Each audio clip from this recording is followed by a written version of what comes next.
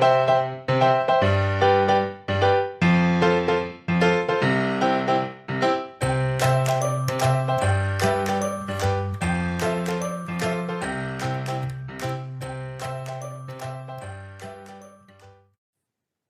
everyone. Welcome to this episode of the Professional Book Nerds podcast, sponsored by OverDrive. Today's episode, I have a very special guest. We have Rebecca Ross here to discuss her new book, Ruthless Vows. Welcome, Rebecca.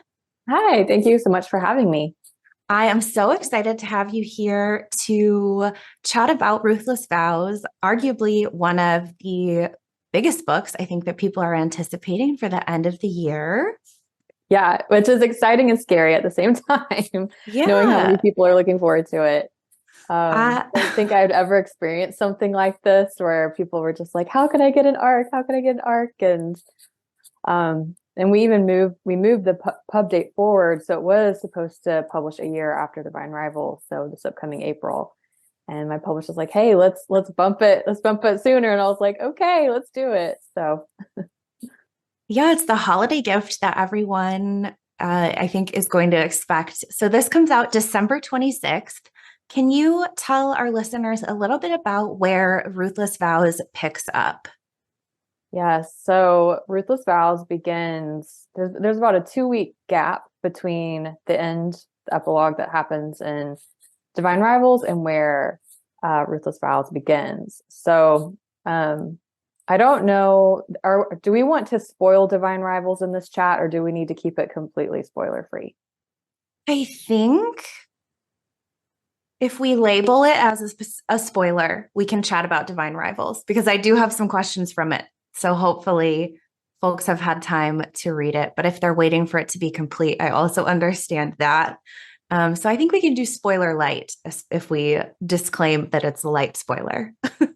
Okay. So in the beginning of Ruthless Vows, obviously Iris has returned to the city of Oath.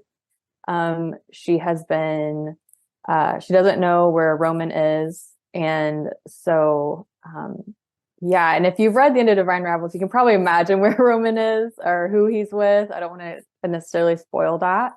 But yeah, the book kind of begins the tone there with Iris kind of deciding what is my next step? What do I need to be doing?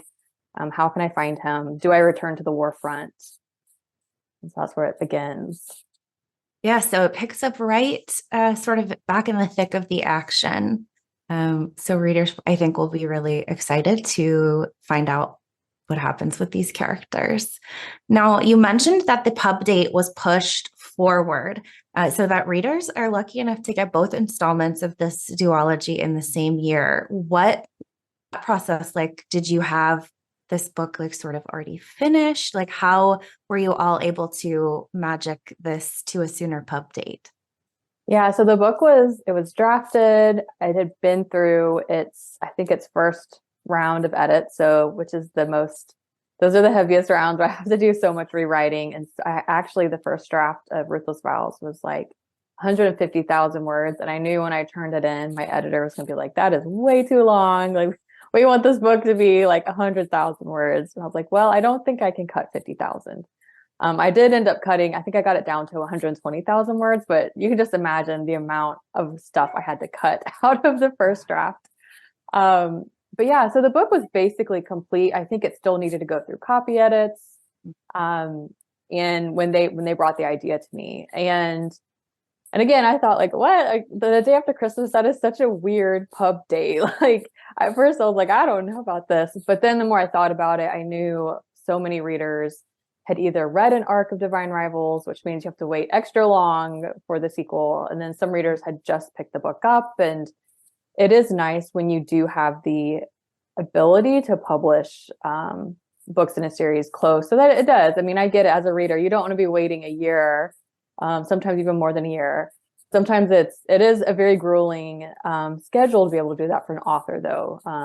So a lot of authors, it's hard. But if you already have the thing drafted and it's been through revisions and your team is like, hey, we can do this. Then I was like, all right, let's do it. And when we did that, though, it did mean that they were going to really limit the arcs. So there wasn't going to be a lot of advanced reader copies going out. And I think part of that was to really control spoilers leaking for the book, but also to drum up this excitement where we want everybody reading the book together. And I love that sense of camaraderie among readers. Like, we've all been waiting, the release date's here. Let's all go get our books and, like, read the book together. Yeah, and I think like one book a year is an aggressive publishing schedule. So I think readers are definitely going to be really excited that if they started Divine Rivals this year, they get the conclusion to the duology in the same year. Or for new readers, they can read both together. So duologies aren't as common as trilogies or like multi-book series. So I'm curious to know how you decided that 2 books was sort of perfect for this story about Roman and Iris. Yeah, so it's funny, when I first started drafting Divine Rivals, I thought it was going to be a standalone. It's like, I'm just going to write a standalone, no series or anything. And then as I got further into the book, I'm a discovery writer, so I really discovered the book as I was initially drafting it. And I didn't even really know exactly how it was going to end until I was about halfway through. And then I saw the ending and I saw the last line. I was like, oh my goodness, like, if I end it this way, I'm going to definitely need another book, just because I can't wrap up everything in one volume. And especially in YA, they don't really want your books running over a certain word count. So you do need to keep your word count around 100,000 if possible. And so I was like, well, there's no way I can try to I don't want to cram everything in one book. So this makes sense to kind of end it where I see it and then carry on the installment in one more book. And I think I might have thought at one point, like, what if I did like turn it into a trilogy? But at that point, I was like, I don't want to be dragging the story out unnecessarily. Like, if I can tell a very emotionally satisfying story in 2 books, I'm going to do 2 books. And then I also I've written a couple other duologies. And so I like how it gives you one more book in the world with the characters. You can continue developing things. But I also like the sort of symmetry a duology poses. So like, especially with Divine Rivals and Ruthless Vows, there's a lot that is mirrored in Ruthless Vows. And so it just felt like the 2 books complement each other very well. Versus me trying to like crank out one more book and sometimes it's like you need to let the characters just have the ending that they need instead of continuing to drag things out. Yeah, I love that as an answer because I love duologies. It's like just enough. And sometimes you don't want to commit to a large multi-book series, especially if it's ongoing and there's like 10 books. There's a nice sort of satisfaction as a reader when you can get more of these characters than you would get in one book, but not too much. Mm-hmm. So Divine Rivals was originally called Iris at the Front.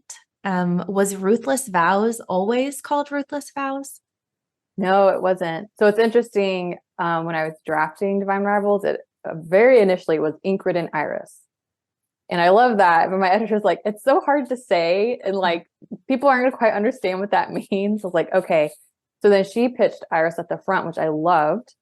And then when we were trying to come up with a cover, the first cover that they showed me, it was beautiful, but it did not look fantasy at all. And so that's where like, I think the title is informing the cover and we need something different. So that's why it got changed from Iris at the Front to then Divine Rivals.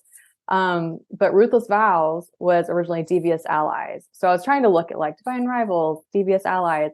And my editor did not like Devious Allies. Like, I think we need something else. And so anytime this happens, which most of my books do have to go through title changes, I just make like a really long list. I try to like pull like random words together, just to see what I can come up with. But I knew I wanted it like obviously to be a 2-word title to somehow complement Divine Rivals as well. And Ruthless Vows was one of my options, and my editor, like, she loved that one. So I was like, okay, let's go with that one. It's perfect. But it's so interesting how you get to that process because obviously once it's in readers' hands, we're like, oh, obviously it was just always this way. Yeah, well, it's weird for me as the author too, because I call it this for so long, and then we have to change the title. It's like I have to like change it in my mind. But now Divine Rivals, it's definitely Divine Rivals to me. I'm not tempted to say Iris at the Front or even Ingrid and Iris anymore. And I actually, it's a line from the book too, because again, like we had to go back to the drawing board for the Divine Rivals title multiple times. Like, I'm running out of ideas. Let me just look through the book and see if I can find a line that I can pull. And so A Divine Rival is one of the chapter titles. It's like, what about this? And then everybody loved it. So it is interesting, like, I guess. And sometimes even the sales team will weigh in. They'll be like, oh no, this title isn't going to do well. We need a title like this, you know? So it is very interesting how those things come together. Yeah, especially when it becomes such a collaborative process, when, you know, you've been with the characters for a lot longer than everyone, and you sort of bring in those outside folks to get to, you know, the finished product. I love the evolution of the titles. I think that that's really interesting as a reader to see where it started and then sort of where it ends up. Now, obviously, readers will be really thrilled to get back to everything that's happening with Roman and Iris. There's a lot going on in Ruthless Vows, but I'm interested to know if there are any new characters that readers meet in Ruthless Vows that are your favorite or that you're excited for readers to meet. Yes. So I'm very excited so there's one character in particular, I'm very, very excited for readers to meet. His name is Tobias Bexley, and he is a race car driver, and he's also a post runner. So he has this very fast motor car, and so he delivers mail and packages from Oath to other cities. So you might can imagine how he becomes very important to both Iris and Addie. But yeah, I'm very, very excited for readers to meet him. And then readers also get to see Addie's family. So I was like really happy to get the chance to like introduce them on the page in this book. Tobias is great. I'm No glad you like him. spoilers, but he's fantastic. It's really great to see, yeah, some of those characters that were maybe mentioned in the past get introduction, like Addie's family, and then some of the new characters and how integral they are in this second book. Now, how has it been watching readers find Roman and Iris? Their love story and like the romance that you've written is so beautiful. I think a lot of people really resonate with the characters, and I'm interested to know what that feels like. It's sort of like Divine Rivals. I feel like got a little bit of a bump several weeks after it was out, whether it was on like Book Talk or Bookstagram. I came back onto the New York Times bestseller list and things. And so, what's that been like just watching new readers find these characters? It's very exciting. I've been publishing for many years now. So Divine Rivals was actually my seventh published novel. And so of course I've had these very like committed core readership from the very beginning that have literally followed me book to book, who I am just so thankful for them. But it's really amazing to see the reach the book has had. And it is definitely attributed to Book Talk. The book it started getting recommended on TikTok, and then one thing led to another. And yeah, all of a sudden the book was back on the New York Times bestseller list, and it was just amazing to watch. But I think I'm not on TikTok, but my editor would send me occasionally some of the TikToks that were like going viral. And it was just like amazing to watch like readers' reactions. Like there were some people that were like, filming after the book, and they're just sobbing, they're crying, they're heartbroken. It's like, oh my goodness, like just seeing readers' reactions and just how much they love the book, it means a lot to me. And I think it kind of proves that if you read a book and love it, please do recommend it. That's one of the most powerful things you can do as a reader, is recommending it to another reader, because it is like this organic way for a book to get discovered. And so yeah, I love it. I think it's been amazing. I feel very humbled by it. I love seeing readers. They'll do like these really beautiful edits or aesthetics on Instagram with Iris and Roman, and it's just like so stunning. And they'll pull quotes from the book, and so I always love to see that. I'm very excited that readers are just resonating so much with this book. You've written something that is so romantic, for lack of a better word. It's just like the swooniest duology I think I've read in a long time, where you really feel the power of words for both the letters that they're writing to each other and then the story that you've written about these characters. And so I'm wondering how you get in the headspace to write the letters from Roman and Iris, and if that is different from the sort of headspace of you writing the rest of the story. I don't really remember. It felt very seamless when I was drafting the book. It was it was one of these stories that was just a joy to write. Like I remember being completely swept away by it when I was writing it back in 2020.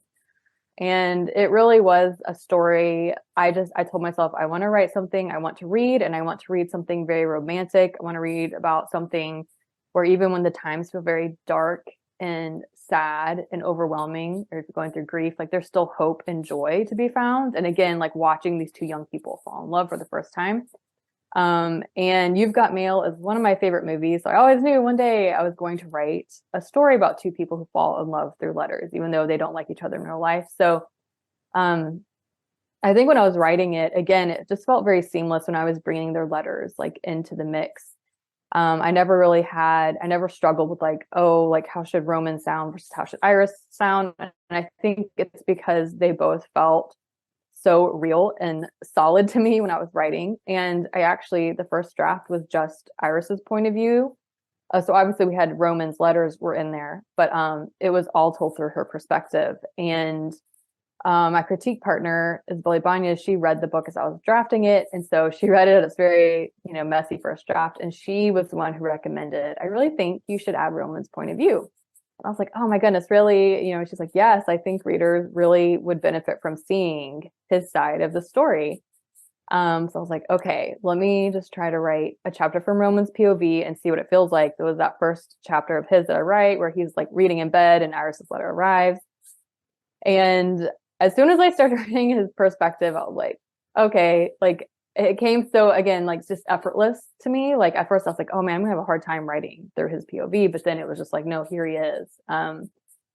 So I'm so glad I decided to add his POV in. And I even had to look at some scenes like, should this scene be written from Roman's point of view or Iris's? And that's why the book isn't like 100% split down the middle between their POVs. Iris still carries most of the story. But I will say Roman carries a lot of Ruthless Vows. Yeah. And so I was going to ask how you sort of determined which character got which point of view, depending on what sort of part of the story you wanted to tell. And I was really happy to see, a little bit more of Roman's insight and thought process and everything that's happening with him in Ruthless Vows, because there's a lot happening with him in Ruthless Vows. Yes. I'm wondering, without getting too spoilery for Ruthless Vows, and I know this is difficult, if you have a favorite scene or quote from Ruthless Vows that you can share. I do have quite a few favorite scenes. I will say there's a scene, it's about that midway point in Ruthless Vows. It takes place on a windowsill. And it has the same, I guess, electric energy that the Golden Field moment had in Divine Rivals. So again, if you've read Divine Rivals, you could probably infer what I'm like meaning when I say that type of energy. It was one of those scenes when I was like kind of like moving all the pieces on the chessboard in parts 1 and 2, like kind of, okay, we're heading toward this moment. How do I want it to line up? And so I remember like getting closer and closer to it, just how exciting it was. Like, and again, like that when I was writing the Golden Field moment in Divine Rivals, it was just like, I don't know how to describe it. It just felt, I don't know. It was just incredible to write. I think I just was feeling a lot of emotions that the characters were feeling. I do have quite a few quotes. I think one of my favorites is write to me and fill my empty spaces. I think when I wrote that line, I'm not going to say who says it. It's obviously either Iris or Roman. But when I first wrote that line, I was like, oh my gosh, it just kind of felt like a way to describe Ruthless Vows in one sentence, maybe. I don't know. Just like all the longing and the angst and again, like the power of words, like you mentioned earlier, the book is very much about just like the power of stories and letters and words and how they shape us and mold us. And so, yeah, how do I say that? Hopefully that's not too spoilery.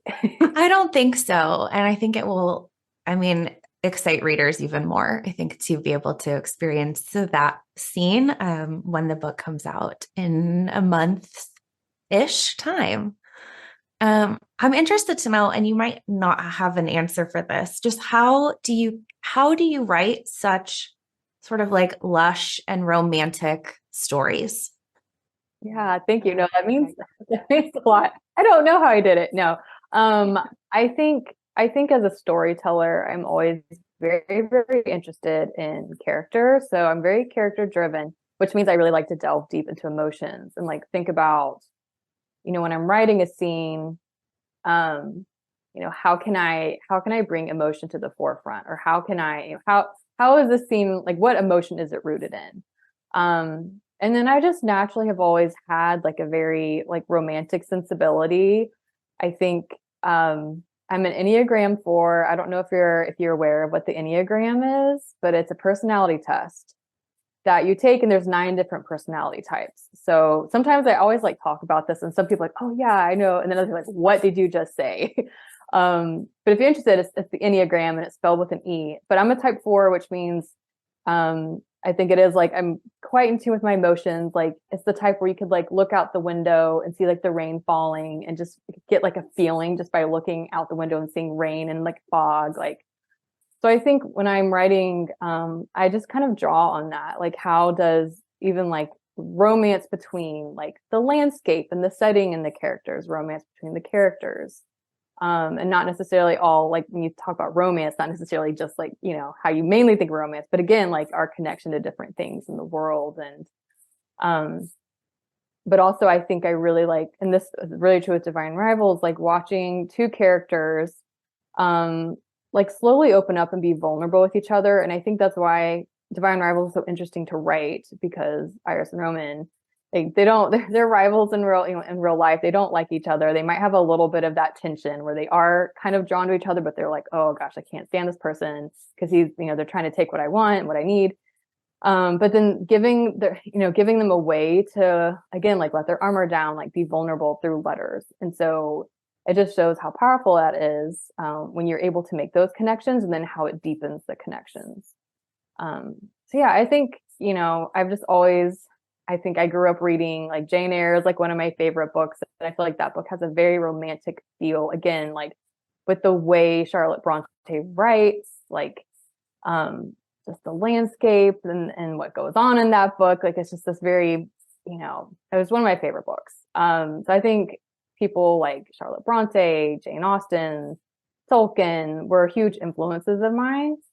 Um, and I also really, really love Melina Marchetta. She is an Australian author, and I think she is one of those authors who really knows how to write characters and their emotions, and making them messy and not making them feel like, oh, like, because life is messy. So I think when we see that in our characters, we see them being flawed, but then we still love them. We see them grow. It's like really rewarding as a reader. I think that that's wonderful. And the impact of the words that you've written, I think that's why readers just resonate, because you feel all of the connections that these characters are sort of going through. And so, while obviously one of the central points of the book is the relationship between Roman and Iris, there's also a lot to be said for the connection that these characters have to their siblings and to other members of their family. And so I'm interested in why you wanted to delve a little bit into those maybe tricky sibling relationships that we sort of see with Iris and her brother Forrest, and then Roman and his sister. Mm-hmm. So I always love writing about family. I try to always have family involved in some way in my stories, just because I think it's really fascinating. It's really interesting to even look at the family like we're born into and the family we choose. But I think with Iris in particular, with her and Forrest, I really needed to have this strong motivation for her. As far as, first of all, why is she writing these letters? And kind of looking at it like her brother's missing at war, she hasn't heard from him. Writing is a way for her to deal with that worry and fear. It's like, if I'm writing to him and these letters are disappearing, they're reaching him, and I can keep going, it's going to be okay. Which I think as a teen, I did very similarly, where I kept a diary, I'd like write it every day. And I don't do that anymore, but I'm like really impressed, like looking back, like, man, I wrote a lot, kind of processing things. But I also really need Iris to have a strong motivation for the story, and it's to go find her brother. So when she loses her mom, it's like, okay, like the only person I have left is Forrest, and I don't know where he is, and I feel like something has happened. So I'm going to pack up everything and go report on the war front. So, but the relationship, it's difficult because you see how, with a little bit in the prologue and like a little bit of Iris's memories, how Forrest was before the war, and then we see him what the war has done to him, which I think is just a really devastating, heartbreaking thing to see, and it happens very often with people who go to war, especially in World War One, which the book is heavily based off of. With Roman and his sister, it was again a way to kind of give him some depth to his backstory, and then also why he is the way he is, because he lived through something that was like extremely traumatic, like losing his little sister and carrying the grief of that. And like, how does someone move on and keep getting up out of bed after something like that happens? Like, what is it like to try to heal from grief like that? So I think for both of them, like adding a sibling, it really did help create a lot of depth to them with their backstories and like how, what shaped them to be who they are at the beginning of the book, and how they both really connect through that grief.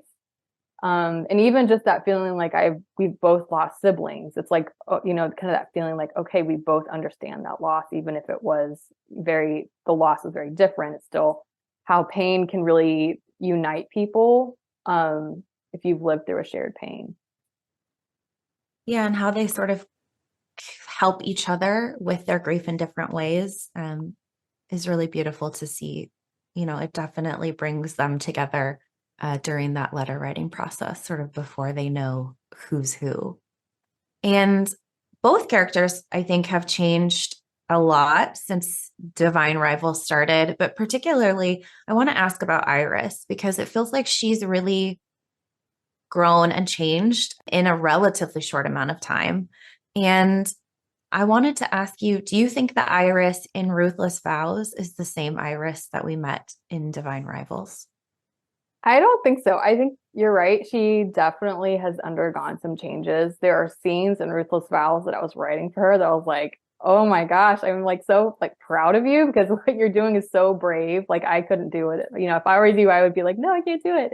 And here she is, just taking on these challenges and just being very determined, being very brave, and also kind of thinking on her feet really quickly and being clever. And not that she wasn't those things in the beginning of Divine Rivals, but I think we see her in a place where she is very much almost like she feels a bit like muted in a sense. Like she's kind of still figuring out who she is. And also, she's just dealing with a lot of things that she doesn't have the luxury of being able to figure out who I am, because she is taking care of her mom. She's had to drop out of school. She doesn't know who her brother is. She can't pay the electricity bill, like all these like very pressing needs on her. But I do think she's grown a lot. Just the things that she goes through by the end of Divine Rivals, and then where she ends up at the end of Ruthless Vows, you can definitely see how much she has changed. She's one of my favorite characters I think I've ever read because of the evolution of her. I think that's spot on, that you sort of feel proud of the way in which she's sort of putting herself into these situations to do. I'm like, I can't spoil it, to do things that, hopefully have a positive outcome. Now, the gods in this book, Dacre and Enva, I don't know if I said that correctly, are very much sort of in the periphery of Divine Rivals. We get some stories about them, some of the myths, but they're sort of very much on the fringes, influencing the things that our main characters are going through. But in Ruthless Vows, we get a lot more close up with these characters. How did you sort of decide on their mythology, and then how much you would bring them in to Ruthless Vows? Yeah, so I knew that they were going to play a very big role, or come more to the prominence in Ruthless Vows. I think with Divine Rivals, I know some readers said, like, I wanted to see more of the gods, but I wanted to write a story about two humans, and like filtering what war is like through their perspective instead of bringing in the gods very quickly in Divine Rivals. Like this is very much about two young people and like their experience, but then things start opening up as we know by the end. And so it's almost impossible. Like the war is spreading, like things are shifting and changing. So all of a sudden, these myths, which have been like highly controlled and like the propaganda going on about the gods and like people just not knowing, like I almost wanted the reader to discover these myths alongside Iris and Roman. Like this knowledge has been held back and controlled, but here we are, we have these myths coming out to really show the true natures of these gods who feel almost like they are in the peripheral, but now they're very much in focus in Ruthless Vows, and we're having to like, you know, stand face to face with them. But I think, you know, I really enjoyed like developing the myths of the gods. I think it's one of my favorite things to do when I'm world building. And but I do think there was still a lot as I was writing Ruthless Vows, like kind of like delving in deeper on certain things, or things took me even by surprise, like when I was writing the book, which is always just a very exciting thing. And that's what makes storytelling feel like magic. It's almost like my subconscious was leading me somewhere. And then all of a sudden I was like, oh my goodness, like if I had tried to sit down and outline this, I would have never come up with this. But when I was writing in the moment, here is this revelation or this scene that I would have never planned on. But I am very excited because I know there's still a lot of questions that like readers are wanting to know, or they're just wanting to like see more of Inva and Dacre. So you are definitely going to see them in the book and in Ruthless Vows. I loved their place of a little bit more prominence in this book because they're really fascinating. And I think that you gave readers just enough in Divine Rivals to sort of pique their interest. And it was really, really cool to hear more about them in this book and sort of see them have a little bit more place of prominence with Roman and Iris. And I wanted to ask you, this is something I ask a lot of authors because I love the cover art. I love cover art on books. I do think it's really, you know, something that draws readers in if they don't know anything else about the book. And so I wanted to ask you about the US cover of these books and then also the UK covers, because they're both beautiful but very different. And I wanted to ask you how those sort of cover designs came to be. Yeah, no, they are very, very different from each other. It's always very interesting to me to see the difference between US and UK covers. Sometimes it's more subtle, but sometimes it is like drastic, like these two. So with Divine Rivals, the US edition, it took us a while to find that cover. And I think I mentioned earlier, like when the book was called Iris at the Front, like I saw a cover sketch that looked almost like a contemporary novel, which again was beautiful, but I was like, where are the magical elements? So when a reader looks at this, like they know this is a fantasy book. And that's why when we changed the title, there was another mock-up that I saw, and there was like a big harp on the front. And it was beautiful, but I had just written River Enchanted and Fire Endless, and there were harps on the front. So I was like, okay, obviously I have a thing for harps because harps keep showing up in my books, but I didn't want to confuse readers with having another harp. So like, and I really, really wanted somehow like have the typewriter incorporated in the cover. So I went back to the drawing board. And so then when they showed me the mock-up for what became the cover, I was like, yes, that's it, because it has the typewriter keys, which some people might notice right away. And some people might be like, what is that? And then when they read the story and realize the significance of the typewriters. But then I also love how the flowers almost like make a claw, like the way the stems are, it kind of has this claw like look about it.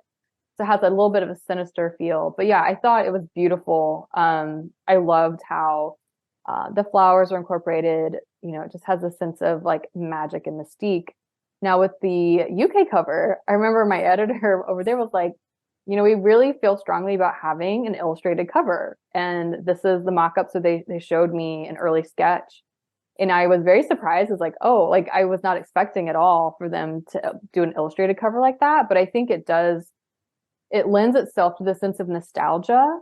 And, you know, it is like some people do like to have characters on the covers. They want to see the characters. And I think it is like very sweet to see Iris and Roman, they're on the cover, and then to even see how the cover in Ruthless Vows, like how they're kind of back to back and on the first cover, and then they're facing each other. And so, yeah, it was it was really fascinating to me, but I think it is something where anytime you have, there's a lot that goes into cover creation where like the sales team weighs in, and then the art direction weighs in, the editorial, there's all these different people weighing in. A lot of times the sales team can like veto a cover if they're like, oh, Target doesn't like these types of covers, we need to go back to the drawing board, so we want Target to pick the book up. Like seriously, it could be that strong. Or if Barnes and Noble doesn't like a cover, it could like send the team back to the drawing board.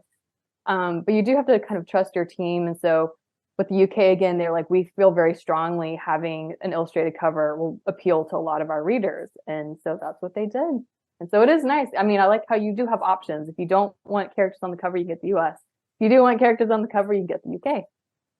Yeah. And I think it's really fascinating that in the case of these books, the covers are so different, but they're both perfect.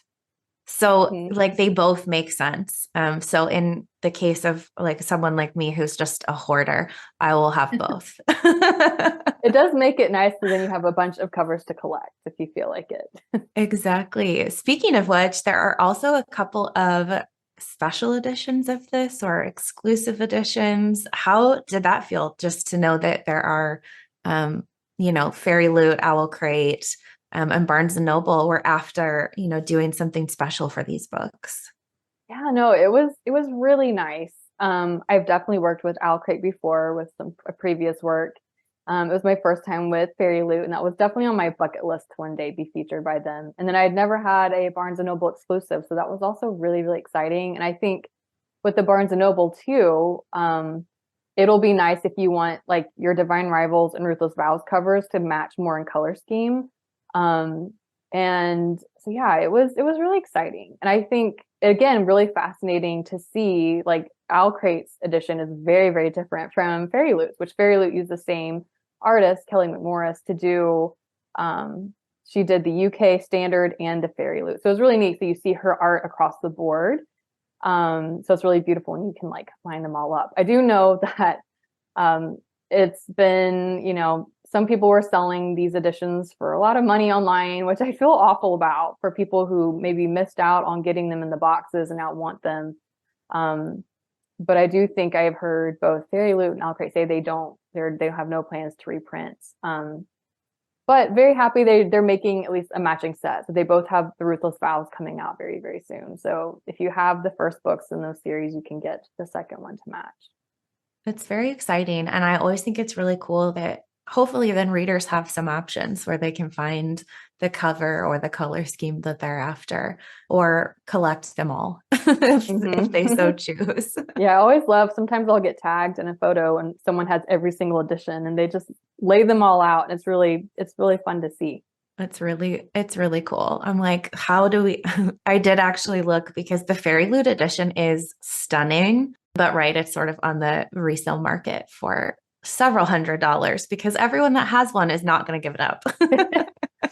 Yeah, I know. I hate that, but what can you do? It's a beautiful edition, especially with like the little envelopes on the spine. But yes, if folks want the new one, keep an eye out for that. Now, you are going on book tour for Ruthless Vows in the new year. What are you most looking forward to for the upcoming book tour? goodness, I think just, getting to meet readers and sign books. I will say a couple of my tour stops have already sold out, and which really kind of shocked me that they sold out so quickly. But I think like one of the things, I just was recently at Y'all Fest, which is a very big young adult book festival in Charleston every year. And I remember like I wanted to be able to like let readers who've been waiting in my signing line for hours, like be able to get a photo with me and then maybe able to sign and personalize all their books. And it got to the point because there were so many and I was so limited on time that I couldn't take photos. And then I'll have to be candid. So, like my face is like weird in every single photo because I'm like talking or whatever. And then I could only like personalize, I can only sign like a very limited number. So my hope with the tour is that, even though there's going to be like a lot of people there to make sure like everybody can get a picture, like if you want to post photo, we can get it like a nice photo where I'm like actually smiling at the camera. And then of course, like be able to sign a personalized Divine Rivals and Ruthless Vows. I'm not exactly sure, like if bookstores are going to be limiting as far as like how many I can sign, again, just because I know we want to keep the signing line moving. But anyways, I think I'm just very excited for that. Like just to finally like be able to meet readers. I think I was just really blown away by how excited everybody was about this tour. I'm going to a few places I've never been before, which is also really, really fun.